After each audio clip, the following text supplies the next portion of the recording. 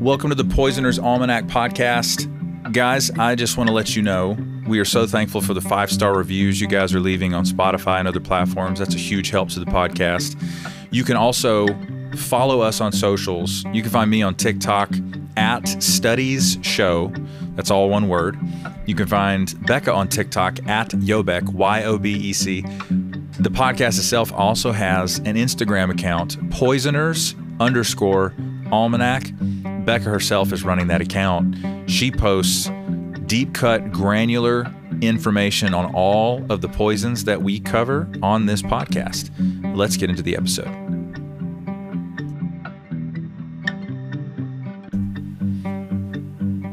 Hello, my dear. Hello. How are you? I'm tired. It's been a rough week.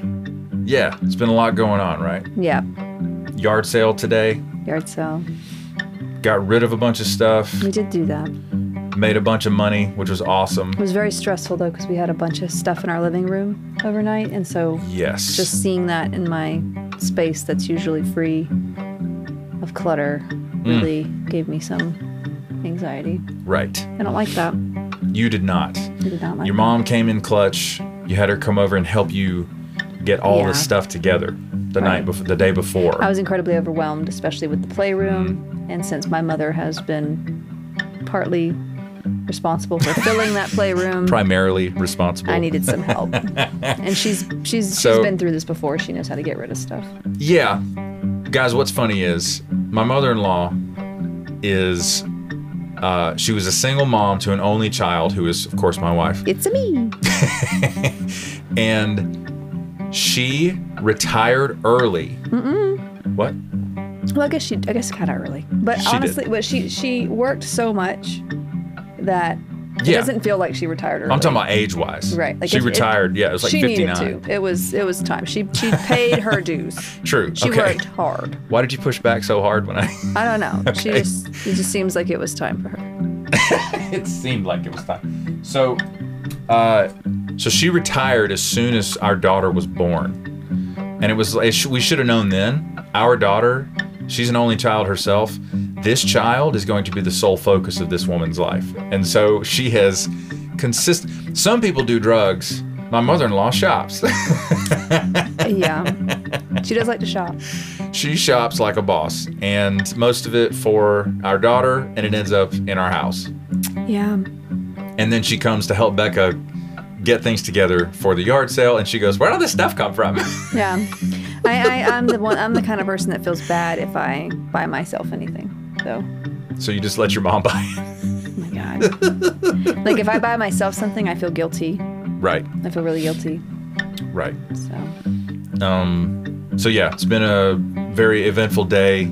But I also was sick earlier in the week. You were. You did the research for this podcast while you were still sick. And I haven't gotten a chance to update the Instagram just yet, but I am getting there. I'm going to get there. I have not given up on the Instagram. I'm just a little bit behind because this week was crazy. I had to get blood work done for something else besides the illness I had, and it was just... Right. Oh, that, yeah. It's been a crazy week, but everything is going to be fine. That's right.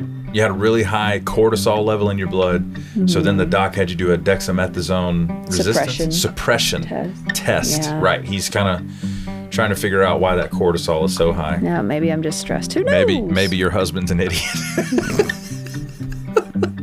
No, that can't be it. Okay. I think, but I have a really great doctor, and he's, I went because I heard, I was feeling really exhausted, more so than usual, and I just feel like I couldn't function, and instead of brushing me off,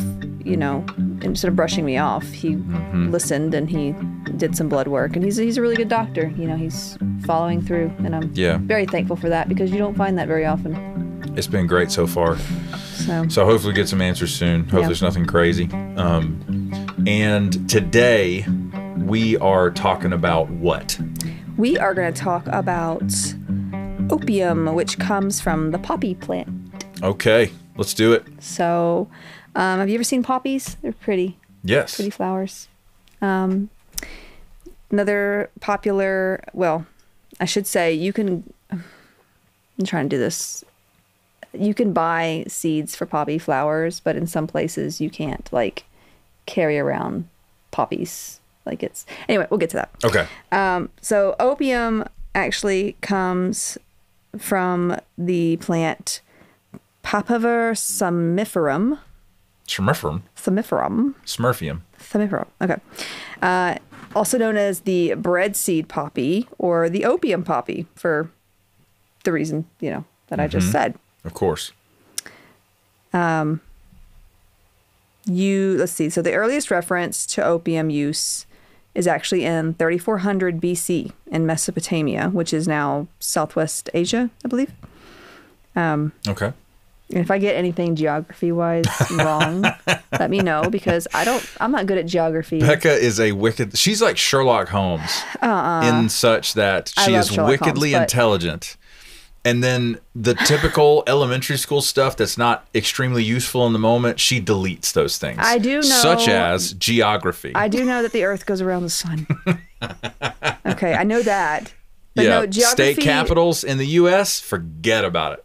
Geography has never appealed to me. I don't care. I'm not going anywhere. Where am I going to go? That being said. If I'm going to go somewhere, it's going to be like overseas where I can like get away and see great sights. I'm with you on that. So I've always wanted to go to like Scotland or Ireland or Switzerland or Denmark, someplace like that, or Australia, New Zealand, someplace. But I feel like, I don't know. America's huge. Like there's so many, and like we had to learn the capitals of all the states when I was a kid. And I remember thinking, why do I need to do this? I don't plan on going to all these different capitals of all these different states ever. Why do I need to know this? Great point. So I just that being said. Anyway, so yeah, so if I get something wrong geographically, I will gladly admit that I was wrong. I have no problem with somebody correcting me on that, so go for that. Anyway, now back to opium. Yes. The Sumerians referred to it as holgil. Holgil. It's hard to say when you have a southern accent. Holgil. So it was... Holgil comes from the Snapple plant. Okay, so anyway. Now, it is also known as the joy plant. That's what holgil apparently means. The joy plant. The joy plant, eh? And looking it up, so apparently you can grow poppies legally for garden and seed production purposes. It is illegal, however, here to manufacture opium from the poppies, so to extract it and for the drug itself. So don't do that. But they are pretty flowers. Sorry, that was a whole different rabbit trail right there, wasn't it? So holgil, the joy plant, it was passed on to the Assyrians from the Sumerians and then on to the Egyptians. So it's been around for quite a long time. Thousands of years. Yeah. So now opium is extracted from the poppy plant, and many countries grew it to process the drug, thereby expanding its availability. It spread along the Silk Road in the 18th century. Do you remember what that is? The Silk Road? Yeah, the Silk Trade. Yeah. Yeah. So from the Mediterranean through Asia to China. It was basically a trade route that was really popular for all kinds of things, apparently including opium. Then we eventually come to the Opium Wars. I don't know if you've ever heard of the Opium Wars. No. Okay. Well, I know the Clone Wars. No. It's not the same. Not the same. By the way, there's a gaming term called smoking that copium. Like a lot of gaming fans, especially, I'm a huge Destiny 2 player. And Legend of Zelda right here. Yeah. People who are talking about issues with Bungie, the studio that created Destiny, and how they're developing the game and how they're failing at it or succeeding at it. Some people who are critical of the game will look to people who are hoping for like the next expansion to be incredible. They'll be like, oh, smoking that copium, buddy. What is copium? Like you're trying to cope with the fact that the game is bad by just hoping that it's going to get better. Oh. Even though there's been quite a lot of turmoil with Bungie as a studio and as a company over the last couple of years. So it's like the new slang? It's slang for... Are we not using yeet anymore? I think yeet's still in play. But copium is a big deal in the gaming community. So I didn't understand. Okay, it takes me a long time to understand any kind of lingo that just pops up. Goat. People kept calling each other goats, and I was like, why are we calling each other goats? Like the animal? I kept thinking it's the animal. It took me a long time to understand that greatest it actually of all stood time. I didn't know that. Anyway, that's right. I do now, though, apparently. Yes. Now, the Opium Wars. The first one was between 1839 and 1842. It's been a while. I'm just going to give a little bit of history here. You can go look more up on it because it is interesting, but I'm not going to spend this whole time talking about the Opium Wars. But if you're interested, go look it up. So the Chinese government wanted to enforce a prohibition of opium because it was getting out of hand. This because of basically an increase in addictions, because they found out pretty quick that this stuff is addictive. And way back then, huh? Yeah, the effects of misusing such a potent drug, or basically poison, it's a poison too, was really messing with their whole society. Wow. Now, this prohibition messed with the British East India Company's plans to sell it there. And long story short, this war ended in the British East India Company's favor. So they were like, no, you're going to allow it because we want to sell it and make that money. So. Yeah. Capitalism, we baby. don't care what happens to you. No. Basically. Now, the second Opium War was between 1856 and 1860. Not too long after, really. And it involved the British and the French against China, again ending with forcing the legalization of opium and its trade. So where was it fought? In the same geographical location? Yeah, and now I think it's not like I don't think it's the kind of war where it's like, running at each other with swords or anything. It's just like... It's not like ground warfare? Yeah, we're talking like, it's just... Like socio-political. Stuff. Yeah. Geopolitical. Yeah. Interesting. Pretty much. So, is there actually... I don't know if there were... I didn't read that there were any battles or anything. Yeah, there may have been. I don't know. Gotcha. So when you say war, it's not... For the most part, it's... Yeah. All right. The war on the trade of opium. Opium? Opium. Oh, you get opium. You get opium. No. Now, so that's just a little bit of history with the Opium Wars in China. And, it was pretty rough. Now, opium eventually reaches America via Chinese immigration to work on railroads and the gold rush. It gets brought over with all that, like immigration and stuff. And it would have come over with some other way anyway. But opium dens were commonly found in China, Southeast Asia, parts of Europe, and the U.S. at that point. Did they call it the trap? Huh?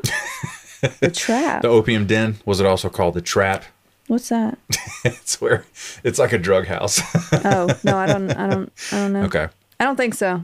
Okay. I think they just called them opium dens because people would just go and do it. All right. I'm just trying to incorporate modern science. It was probably looked down upon in some ways, but it wasn't like, I don't think it was prohibited. So it was legal. Still legal at this time. Amazing.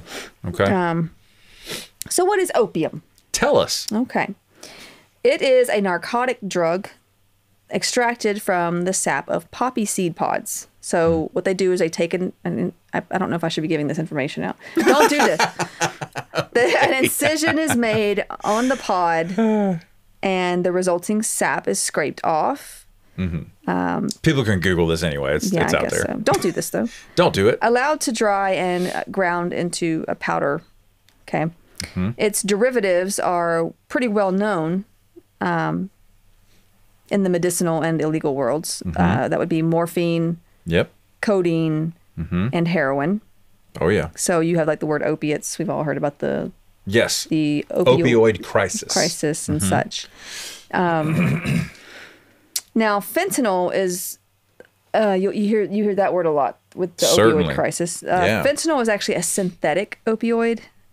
It's made using the same chemical structure, but it's 50 times stronger than heroin and 100 times stronger than morphine. That's insane to me. Now, the only time I've ever had fentanyl was during childbirth. Right. Because I basically gave up. Yeah. Okay, I had a I almost said EpiPen.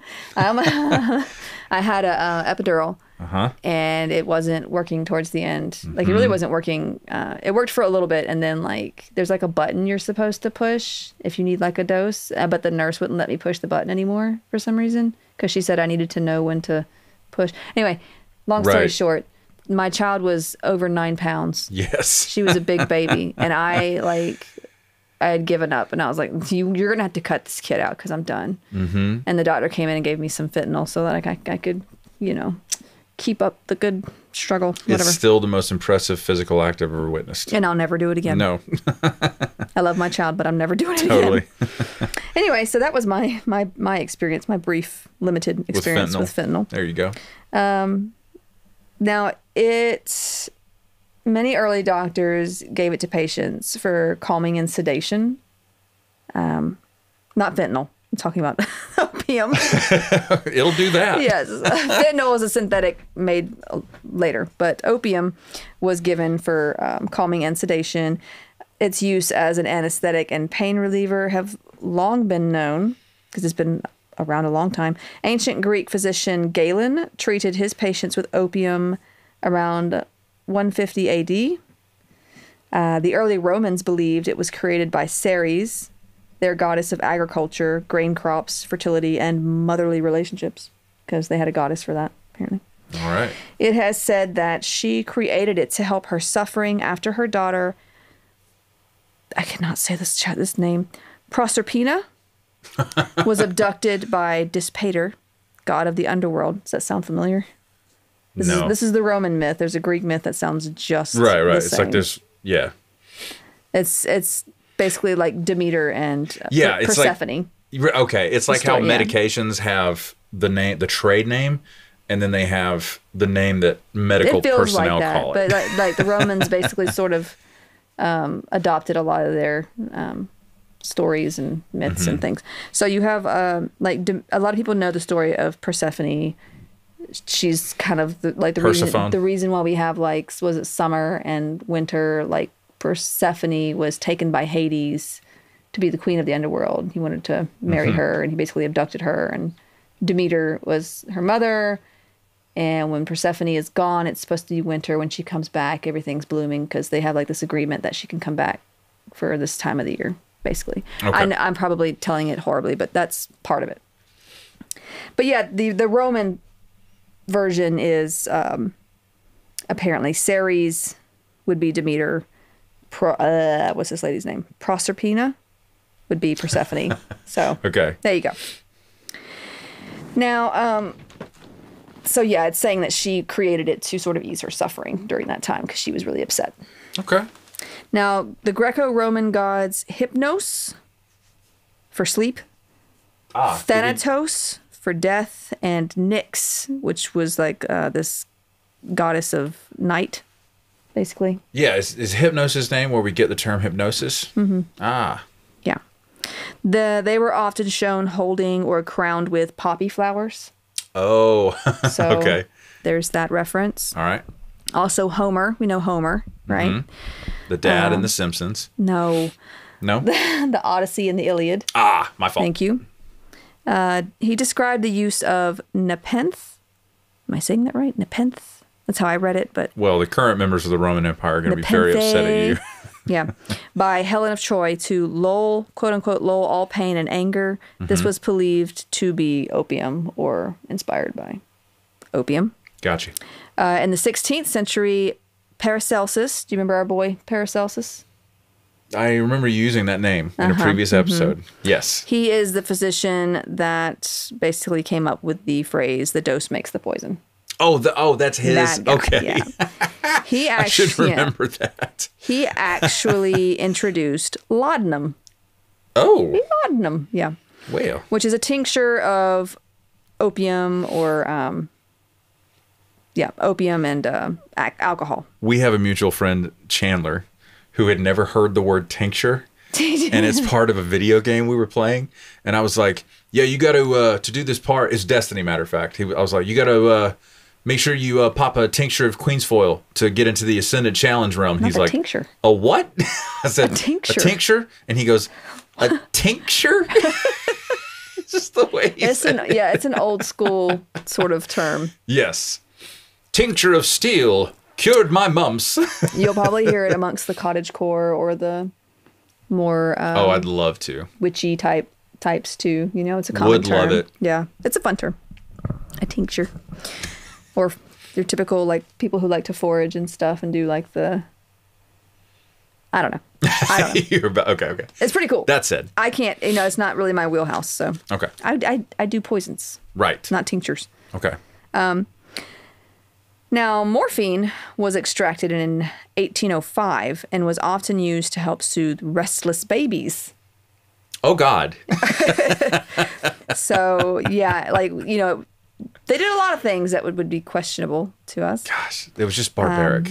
Yeah, but, like, I mean, we could talk all evening about things they did that harmed children that they didn't know were harming children. Even their bottles, like, that they couldn't wash appropriately were killing children because of the bacteria that would get caught up in there. And anyway. It's a lot to think about. It's awful. So, yeah. In fact, the poppy's opiate byproducts were used as far back as 1550 BC, with the Egyptians using it to prevent excessive crying of children. That's in quotes. That's not me saying that. It's in quotes. So you mean even, what's that, 4,000 years ago, people was tired of some youngins crying? Like, give me, yeah. Okay. Give me the morphine. Oh, my gosh. Give me the poppies. They wouldn't have called it morphine. Yeah. Give me the poppies. Okay. Morphine itself wasn't extracted until 1805. No. But, okay. Yeah, give me them poppies. Its use as a treatment for colic in babies has only recently stopped in the last 50 to 100 years. Ah. So there's that. Now, and for a time, too, I think people were using alcohol in some form. Like, they put alcohol in the gums of a child that was teething. Yes. My great-grandmother tried to give me a toddy. I wasn't going to bring this up. Yeah. I thought of it, but yes. But it's an old school thing, happens. She tried to give me a small thing of a small shot, basically. I was like, "Here, honey." Right. And my mom was like, "No. We don't do that. No, we can't do that." But in her time, that was considered, the thing that you did, Sure. So I still have the cup that she tried to give me. Yeah, that green cup downstairs. That's my cup. I didn't know that. Mm-hmm. Oh my God. She gave it to me. She gave you your shot glass? I didn't, yeah. Just to be clear, I've never taken a shot out of it. Oh my God. Okay. That's hilarious. But yeah, that happened. And my mom was like, I explained to her that we don't do that anymore. Moving on. In the 1800s, around Norfolk and Cambridgeshire. Yeah, let's make sure I wrote that right. Mm-hmm. Raw poppy seeds would be wrapped in muslin and soaked in sugar water so that children could suck on it. Don't recommend that. Mm-hmm. These areas would later have some serious addiction problems. Wonder why. Now, I don't have to tell you that the risks of opium use in children were obviously high, even though I just told you that. So I'm not going to tell you that. As were the rates of child deaths from its ingestion. I'm sorry, the way you just said that. Sorry. I don't have to tell you. I just told you. Just play along. I shouldn't have to tell you, but there we are. Here we are. Now, I'm gonna explain opium and its effects, okay? Because I feel like we've talked a lot about the history. It's been around for a long time.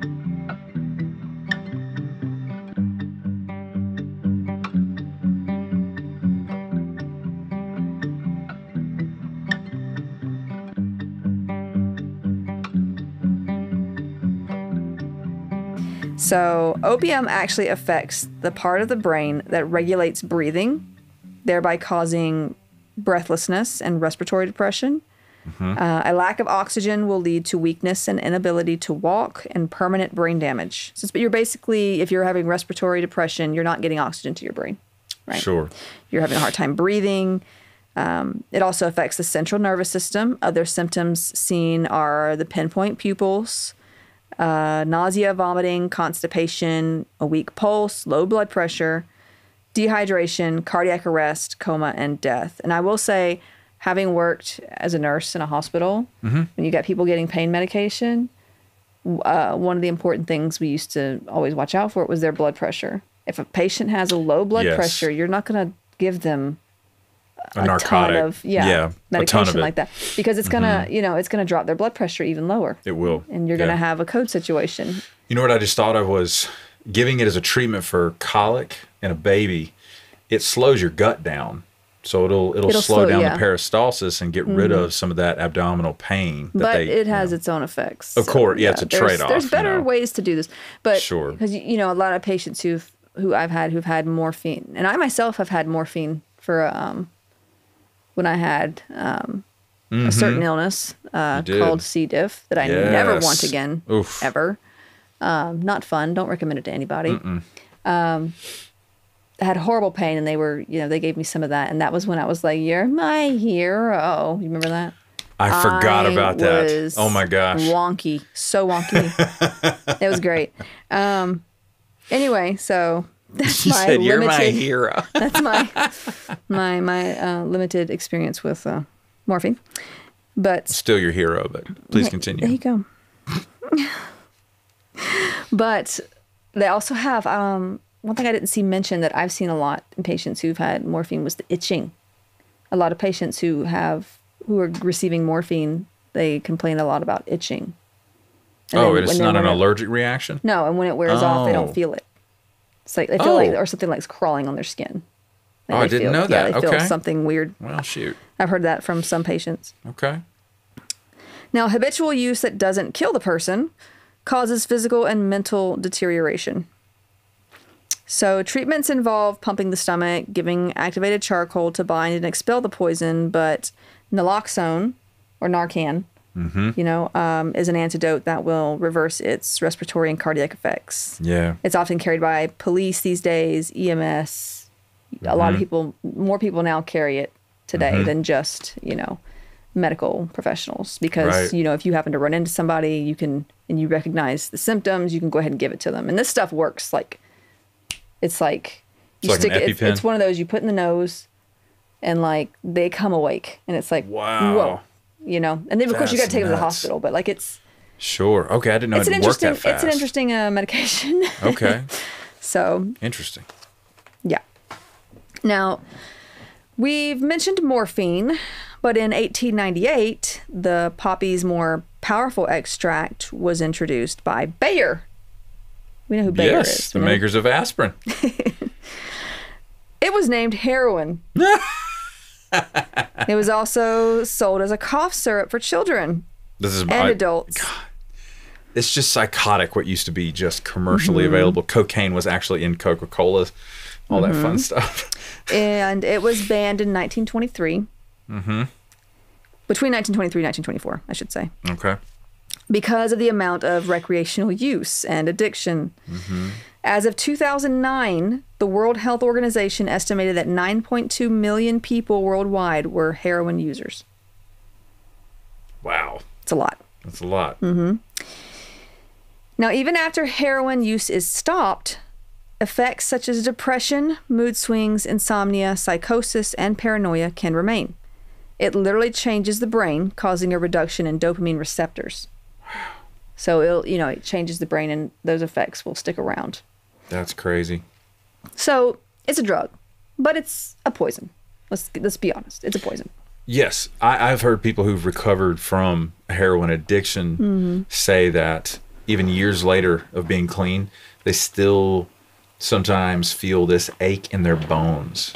And it's typical of a recovered heroin addict. I'm not sure why it is, but they report that. Yeah. It's a tough one to get off of, too. Yeah. Yeah. Addiction's hard. It is that. It is incredibly hard. Yes. And it feels like when you also in this situation too, when they were just giving it out as medication, it feels like you're set up for failure sometimes. Certainly. And that's not what, now if you're given pain medication for, like, say you had surgery, like, that's one thing. Like, it's obviously take the medication because you're hurting.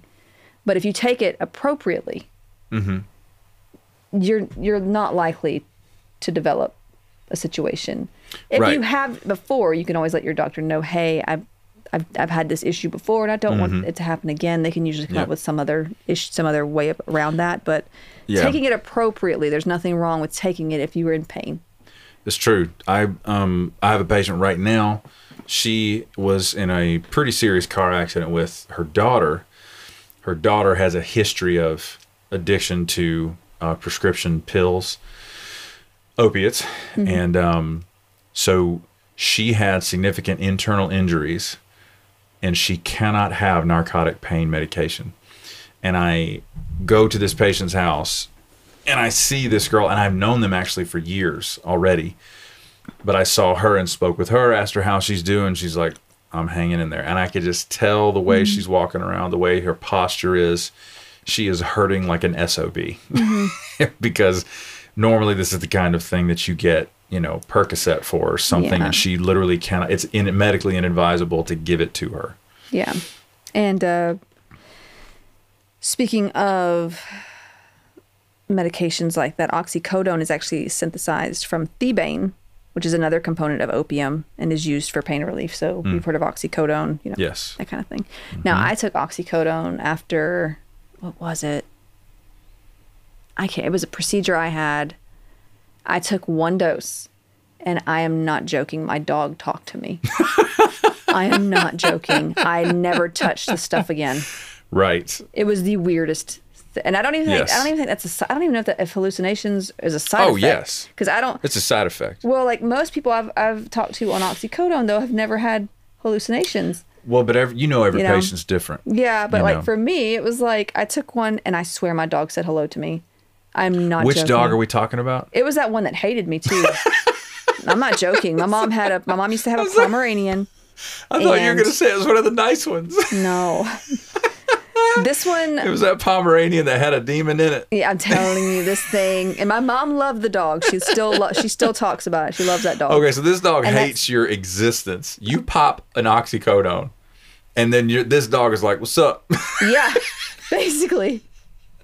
This dog, I kid you not, this dog chased me around. It bit me. It chased me to my room to where I had to slam the door to get it out. And I got stuck in my room because we had one of those doors... We were poor. We didn't have any money. We lived in a house where the doors did not shut. They were warped, yes, right? This was an old house. Yeah. And I loved the house. It was in my family for years, but the door did not shut. So I got stuck in my room because I had to slam the door to keep the dog out of my room. And it was warped and it got stuck. Anyway. It's such a good story. Moving on. Oxycodone made me hear my dog. That dog's like, you want to race, fool? Let's go. Yeah, that dog was a little crazy. Okay. But anyway, moving on. Throughout its use in history, opium and its derivatives, basically the opium poppy plant itself, has possibly caused as much pain as it has relieved, while an excellent painkiller and cough suppressant, as codeine has been used in cough syrups, still is used in cough syrups. And it does help. Its misuse has led to many deaths, accidental and intentional, young and old. So when used appropriately, it can be a great tool. That's right. Pain. But when misused, not so much. Right. That's literally the way that I coach patients who have been prescribed these kinds of drugs. Think of it just as a tool. Block out everything you've heard on, in the media about the opioid crisis. That is not, 99.9% of my patients that I'm seeing are not in that category. Of course, you should be wary of being hooked on a substance of any kind, but in your case, they've usually just gotten out of the hospital, just had a really serious surgery. So I have to coach them and say, listen, don't freak out because somebody gave you, because a surgeon prescribed. You had a knee replacement. You need to take the Percocet. Right. You're going to need it. Is there a crisis? Yes, but you being prescribed it for a surgical procedure is not part of the crisis. Right. You're doing this under the supervision of a physician. They have every clinical judgment, clinical reasoning to give you this drug. Now, if you're seeking it on the street, that is different. Get help. Please get help. That's correct. Please get help. Anyway. My brain hurts. Okay. Sorry. Now, we've all heard of accidental overdoses when it comes to these drugs. Yeah. So, like I said before, they're poisons. If you think about them, That way, they're extracted from this plant. That's right. Just say like every other poison we talked about. We could one day we'll probably talk about alcohol eventually. Don't 100%. get it, and don't get offended. I drink alcohol from time to time. Same here. But it is also a poison, and in the wrong dose can really hurt you. There you have it. There we go. Sugar can be considered a poison. We're not going to let's stay off that. Anyway, moving on. But aside from the tragic misuse and accidental, sometimes intentional, overdosing of opioids in the forms that we typically know of, medicinal morphine or codeine or illegal heroin, there have been incidences that you might not know about. Okay. Now, in 2003, I'd like to say not that long ago because that's the year I graduated high school, but I'm guessing it was quite a long time ago now. It's 21 years ago, right? Shut up. 22 years ago for me. Class of 2003. I am elderly. A 17-year-old who was self-treating his anxiety with home-brewed poppy seed tea. Oh, dear. Died of pulmonary edema. Respiratory failure was, resulting. Gosh. Caused by acute morphine and codeine intoxication. So these poppy seed teas are often bought from shady sources online. They're not, and you don't have to worry if you like poppy seed muffins or bagels because the seeds that are sold for baking or cooking purposes, they don't have opiates as they have been properly processed. Sometimes drug tests may pick up on the seeds if enough are eaten though, but it's not enough to affect you, basically. There was an entire Seinfeld episode about that. Yeah, but it's not enough. There's not enough of the particular chemical to disrupt you, hurt you. Okay, so drug testing that reveals that. It's just very sensitive and it picks up on. Okay. Yeah. So they'll know, you just had a poppy seed muffin. Yeah, I mean, if you're on the drug, they're going to know. Gotcha. It'd be a much higher amount, I suppose. Yeah, Okay. Yeah. All right. I haven't had that experience because I don't really care for poppy seed anythings, but there you go. And sometimes you can have a muffin and it won't show. It depends on how much you have. But the tests are pretty sensitive. Okay. Losing my voice, sorry. Now, but these poppy seed teas, you have to kind of, they're usually bought online. These are not exactly processed safely or handled safely. So, now a stranger, much older case of a tragedy indirectly due to poppy tea. I say indirectly, we'll get there. Was that of Alice Blunden. Her name was Alice. Don't laugh. She had a horrible, horrible story. Okay? Blunden. Okay. Mrs. Blunden of Basingstoke, England. Sorry if I pronounced that wrong. Mm-hmm. Drank so much poppy tea that she fell into a deep enough sleep that no one could wake her up. Okay. Like a permanent coma? Just hang on. Okay. Now, a doctor was called. They couldn't rouse her. I don't think they were doing the whole sternal rub stuff back then. Okay. So now a doctor was called, and after a mirror test, you ever seen that done in those Victorian, shows? Oh, you put the mirror under the nostrils to see if there's any breath. There's no breath, or the knife, you see those fantasy action adventure stories. They put the dagger. I see no breath. No way. Yeah, don't. That's not how you assess if someone's breathing. Don't do that. Anyway, so he did that to see if she was breathing, and I guess that test failed. So she was basically declared dead. Her husband, William Blunden, was away at the time and requested that the funeral be delayed. But as it was hot, it was during the summer. They didn't want the body decomposing. So they went ahead and buried her. Oh my God. Where is this going? 2 days later, oh, no. A couple of boys were playing in the area and they heard muffled screams coming from under the ground. Oh my God. I can't handle this. Sorry, should I put a trigger warning? No. Trigger warning. It's just so awful. It's fine. Go ahead. I don't want to give away the spoiler alert. Okay. Trigger warning. Anyway, So they ran to the school to tell someone, but the headmaster punished them for lying. Apparently they were troublemakers, but seriously, like, I don't know. This is a TV show. Now, he went to investigate the next day, however, and also the next day, by the way. He went to investigate, but not till the next day. What are you doing at this time period I cannot imagine. That you're just like, I'll just go tomorrow. But he also heard the cries at this point.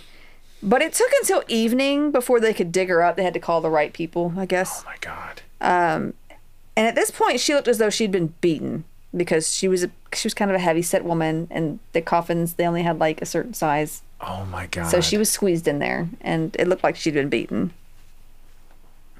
A lot of this is horrible. So they exhumed this casket, and she was alive? Yeah. She looked as though she'd been beaten, but they didn't see any signs of life presently. Okay.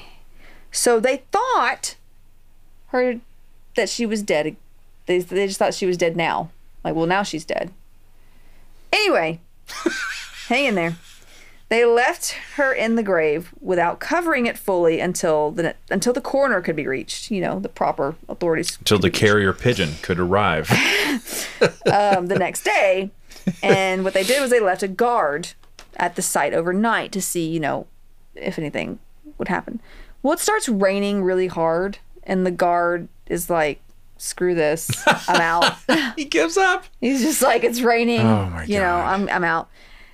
So he leaves, and the next morning, Mrs. Blunden was examined, and they found that she had torn the sheet covering her and had scratched herself in several places at that point. She was definitely dead now, though. Oh my God. And since no one really knew who to blame, the whole town was fined for negligence. Also, the mirror technique for checking to see breathing was retired. The practice of medicine. There is a sign still mounted in Southview Cemetery that reads, Mrs. Blunden, wife of William Blunden, maltster, I guess because he makes malts? Oh, it's his profession. Like he's a brewer? Yeah. Was buried alive in this cemetery in July 1674. Parliament fined the town for its negligence. There's a sign that's that is insane. Yeah. Oh my God. That's a crazy story of a woman who drank a lot of poppy tea. They thought she was dead. But she wasn't. No. Now, and you have to remember too, being buried alive was not that uncommon. Super, super uncommon. Okay, so I've heard that Martha Washington's grave, the wife of George Washington. Oh, see, I don't know. They exhumed her body and they found wood under her fingernails. Oh. Like she was scratching the underside of the top of it. Yeah, see? It's okay. No, it's a horror film. Not a fan of that. I've heard of them installing bells. Yeah, that's been a thing. On the surface where the string that you could pull to ring said bell was actually left inside the casket, to where if they came to and they were in fact alive, they could ring the bell. Mm-hmm. I don't know if that was true or not, but it's just, this is insanity. There's been different variations of that kind of thing too. Oh my God. But so let me ask this. They don't check carotid artery pulses? Like, what's going on? Yeah, the way to check if someone was dead it's very different today than it was back then. And now I don't know if it does weaken your pulse. Her heart would be beating though. Well, it weakens your pulse too though, and it lowers your blood pressure. Yeah, but you still get a pulse in the carotid artery. I mean, she's also heavy set though. Maybe he wasn't. These are doctors back in the 1600s. I know. I'm trying to put myself in their shoes, but they don't even have. Do they have stethoscopes at this point? I don't think they have stethoscopes. No. I don't think so. The stethoscope wasn't introduced until that guy had that thing where he like put against the people's chests, and it wasn't like today's kind of stethoscope. Right. It was more of a it didn't have a primitive type stethoscope, I guess. Right. I'm gonna look that up. When was the stethoscope invented? I used to know, and now it's been a minute. This portion of the program brought to you by stethoscopes. Stethoscope. Also, welcome to the future. Did you know that the blood pressure cuff is called a sphygmomanometer? Well, of course I knew that. I know, but I'm telling the audience. Sphygmomanometer. Sphygmomanometer. Okay. Stethoscope. Just type the question, when was the stethoscope invented? I know, but I lost my train of thought. Oh, sorry. René Théophile Hyacinthe Leonac. I'm guessing he's French. Yeah. French physician. 1816 invented the stethoscope. Yeah, so this is like almost 200 years after. Mm-hmm. Wow. Anyway, so yeah, but man. So there's that story. But I'm not going to be sleeping much. I have another story for you, and it is better or worse? Well, this one involves murder. Not murder. Murder. Okay. Mukduk? Yeah. And a lot of people will have heard this name. He was known as the British Dr. Death. Oh. Before we had, I think there's an American version of a Dr. Death these days. There? These days. This case is older than the American Dr. Death. I think Dr. Death was in America was the guy. There's a whole podcast about it, where this guy was like doing awful surgeries. Was there a TV series about this guy? He was like a quote unquote neurosurgeon, I think, that was really messing people up. There was a TV series about this guy. Yeah. Anyway. Joshua Jackson played him. Oh, interesting. Mm-hmm. Well, this is the British Dr. Death, the OG. And his name was Dr. Harold Shipman. So we're going to talk about him. But first we're going to, let's talk about Kathleen Grundy. So in June of 1998, also not that long ago, not that long ago. It's not. June of 1998. Please be kind. Are you saying that because, okay. I thought, I figured out why you were saying it now. Kathleen Grundy died in her home in Hyde, near Manchester, England. Mm-hmm. She was 81 years old, but had been in good health and was well known and liked by the community. She was even mayor of Hyde at one point. So she had a lot going on. She was very popular. Now, her doctor, Harold Shipman, declared her cause of death as heart failure, and her daughter, Angela, had no reason to think otherwise. She was 81, Mm-hmm. Until she was contacted about a will. Now, Angela was a solicitor herself and was immediately suspicious, as she had helped her mother with a will already, and this new sudden will was typed and the signature looked nothing like her mother's. Oh, wow. Also, this will left all of her mother's money, over £300,000. Oh, my God. To Dr. Harold Shipman. Oh, okay. I mean, how, come on. Okay. You don't have, okay. I know he's a doctor, but he just doesn't seem very smart to me. Anyway, moving on. Yeah, he should have known better.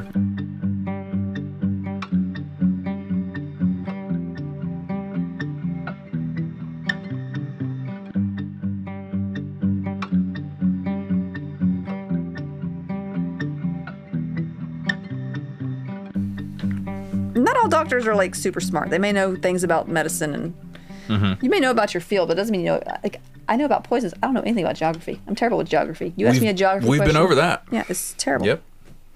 But I'm willing to admit that. Now, Harold Shipman was born on January 14th, 1946. It's Harold Frederick Shipman. He was called Fred or Freddie by some people. I think Fred. Oh, that's what he went by? By Fred sometimes. He was the middle of 3 kids, in case you needed to know that. He was born in Nottingham. Screw you, middle children. What do you think about that? He was, well, I read somewhere that I'm not like super into astrology or anything. I like astronomy, but like I've heard like there's a lot of serial killers that were Pisces, and I'm supposed to be a Pisces, and I'm like, okay. Seriously? Okay. Anyway. Because of course it has something to do with the position of the stars. I mean, some people do believe it. Some people believe it, and it's their thing, and no judgment. You do your thing. You live your life. It's dumb. Adam. We have lived. Sorry. We have been in some beliefs that were not exactly. Haven't we? Ooh. Smart. So. Good point. Can we not? Touche. We should not judge. But I want to be petty. Please continue. Hey, live your life. Petty is your astrology. Yes, petty is my sign. That makes sense. He was very close to his mother, who actually died when he was 17 of lung cancer. And it's important to know this background. He would often tend to her while her doctor would give her morphine to ease her pain. Like this was their kind of routine. He would come home from school. The doctor would be there to give her morphine, and he would just kind of tend to her. And he was really close to her. So this was like palliative care. Yeah. Yeah. And I mean, the difference even between then and his day was 1940 something, 1946. Yeah, like having lung cancer then, having cancer now. There's been a lot of, we've had a lot of updates since that time. So, thankfully. But now Harold attended medical school in Leeds, Yorkshire, and graduated after 5 years. He married Primrose, not Everdeen, Oxtoby. And I love that first name. They had 4 children. And he seemed like a very nice, genial guy to everyone around him. But he did have some trouble in the 70s because he became addicted to pethidine, which is a powerful painkiller. He'd been working at a general practice when the other doctors of the group began noticing this drug going missing. And he confessed once confronted and willingly went to rehab. So, just sort of a... That sounds very practical of him. Yeah. Okay. So, that was about the only trouble he had at that point. Now, about a year later, he joined Donnybrook practice. He had mentioned his previous issues, like in the interview and everything, and his rehab stint, and these new colleagues considered him brave for his courage and willingness to fix his problems. Like, he would come out be so open about it and everything. Wow. So, Now, in 1992, he set up his own practice, and his elderly patients loved him for his kindness and because he was willing to visit them at their homes when they needed him. Like, he was okay to make house calls. You want to win over the geriatric patient population? Do some house calls, baby. You want to win over the introvert population? Do some house calls, because I don't like going either. Good point. I don't like it. Good My point. doctor's great, but I really don't like having to... Anyway, moving on. So yeah, he was considered by others as gentle, patient, and generous. He was well respected, and in 1983, he was actually interviewed on how the mentally ill should be treated in the community for the Granada Television's World in Action. It's a current affairs documentary. That's the studio that produced the Jeremy Brett Sherlock Holmes. Yeah, they produced a lot of stuff. Yeah. He knows that because I'm obsessed with Sherlock Holmes. Yes. So if you know me, you're going to hear a lot about Sherlock Holmes, Agatha Christie, a lot of that stuff.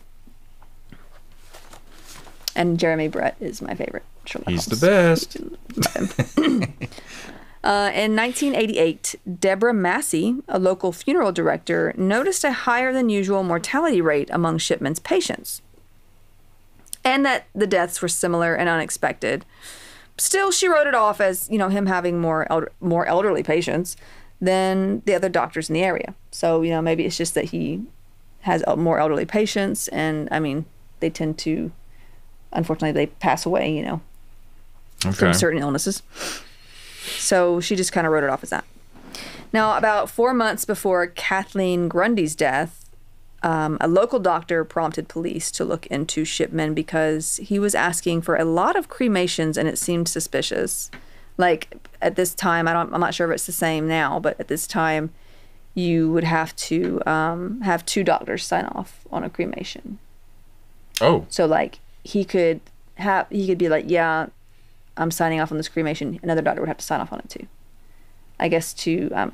oh, that's interesting. I guess to, yeah. I'm shocked that they would care. I don't know if it's because of the kind of thing where it's like people like to cremate after poisoning somebody, or like... Oh, okay. Or just if it's for some other issue. I don't know. My mind immediately goes to that, but it could be for different reasons. Okay. Because, or maybe like you... make a mistake, and like having that other signature verifies that no, this is what they want. Okay. Because it was, because it is important to get, if you want to be buried and then get cremated, then that's your like last bit of control over anything in your life. Like anyway, so that's important too, but it could be multiple things. So back to Kathleen Grundy and her daughter Angela. Angela urged the solicitor who had contacted her about this suspicious new will to involve the police. Now, Kathleen's body was exhumed, and they found enough diamorphine in her body to have caused her death. Kathleen had no need for such a pain medication, and Dr. Shipman tried to state that she was an addict at this point, even trying to show that he had documented the so-called addiction in his electronic medical notes. But these notes were examined, and it was found that they had actually been backdated. So he was writing them after the fact. He went back. Wow. He went basically back in to write that. Okay. So, okay. I guess he doesn't understand how technology works, or didn't understand how technology works. It's paradoxical. It should, I don't know. If you're going to attempt to commit a crime and not get caught, you'd be smarter than this. Yeah, I don't know. And like, not every hospital either uses like electronic. Because the one hospital I worked for, I don't know if they've changed since then. We still wrote everything by hand. I can't believe that. Even the medication, the MARs, like, like they were written. But I was always shocked to hear that. I like the computer better because I feel like it protects against error.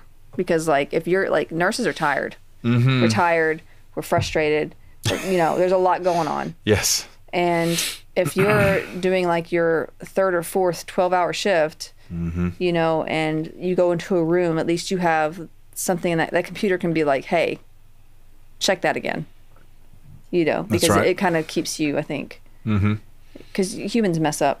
I'm not saying computers are perfect. I'm just saying like they do help. It can help, yeah. Yeah. So they started questioning Shipman further, the police.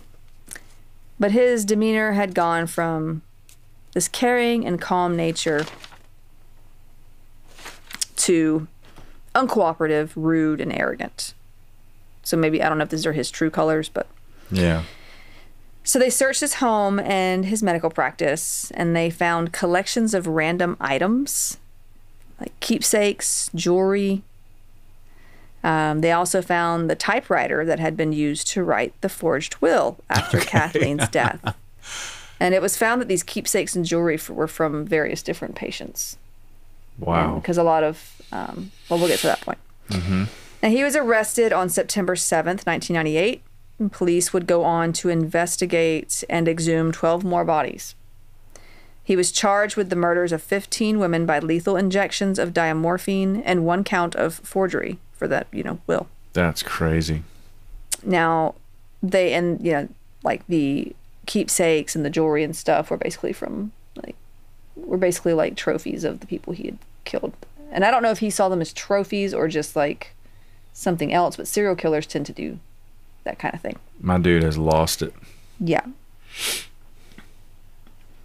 Now, he was found guilty and given life plus 4 years. The 4 years were for the forgery. So there's that. Okay. He continued to deny his guilt, and his wife believed him. His wife was like, he didn't do this. Oh, dear. And there was still no real motive to... I mean, like the forgery and the last one, sure, but there was no like forgery. Yeah, but we're talking about 14 other victims. It's going to get... it's going to get worse. Okay. Yeah. He would see these patients, basically, inject them unknowingly. They would not know they were getting what he was giving them, diamorphine, and then just discover them later. Usually they'd be sitting up in a chair in their homes. God. Yeah. Now, he, after his, after being sentenced and everything, he actually ended up, and this is, trigger warning for suicide here. Okay. He actually ended up hanging himself in his cell on January 13th, 2004, at 57 years old, leaving a lot of his victims' families feeling very cheated.